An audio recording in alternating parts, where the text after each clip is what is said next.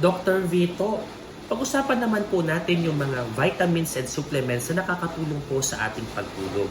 Napapansin po kasi natin na ibang mga senior citizen or mga kababayan natin ay umiinom po ng vitamins sa gabi sa halip na sa araw.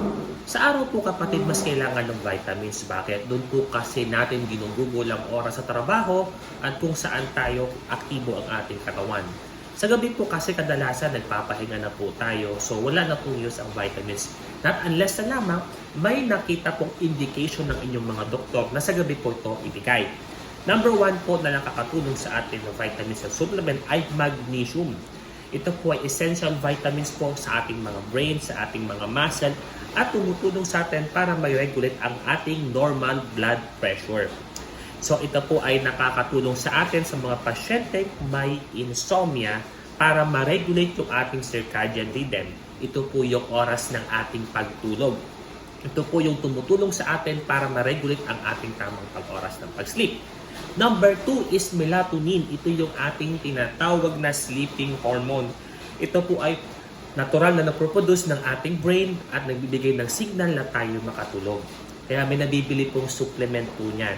Always ask your pharmacist para mabigyan kayo ng tamang payo kung ano po ba ang tamang pag-inom nito. Number 3, yung GABA. Ito po ay neurotransmitter sa ating brain, nagkakos ng calming effect. Ito po ay naiinom at least 300 mg once a day. Kadalasan kasi wala nito sa Pilipinas, ito ay available sa ibang bansa. Kaya ang aking payo sa inyo, ugaliin pong magtanong muna sa mga doktor kung ito po i-allow sa inyo. Depende kasi kung ano yung mga existing medical condition na meron kayo. Number 4, yung L-type theanine. Ito po yung natatagpuan sa mushroom. Ito po ay nakakatulong para magpakalma at sa mga pasyenteng may anxiety. Ito po ay tumutulong sa atin para mabigyan tayo ng natural sleep. Yun nga lang po kapatid, kailangan naman po nito ay nabibigyan po kayo ng tamang payo patungkol dito at kung ito po ba ay indicated para sa inyo. Panglima, alam po namin ito ay common. Alam niyo po ba yung chamomile tea?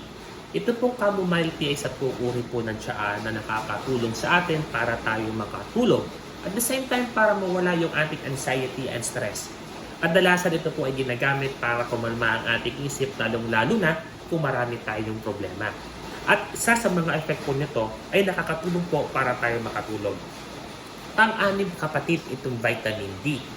May oral form na iinom at kadalasan kung wala kayong budget, pwede lang po kayo magpa-araw po sa umaga ng mga ilang oras, at least 1 to 2 hours, at least mga 7 to 8:30 to 9, basta wag lang po sobrang init, baka naman mag-cause ito ng sunburn sa inyo.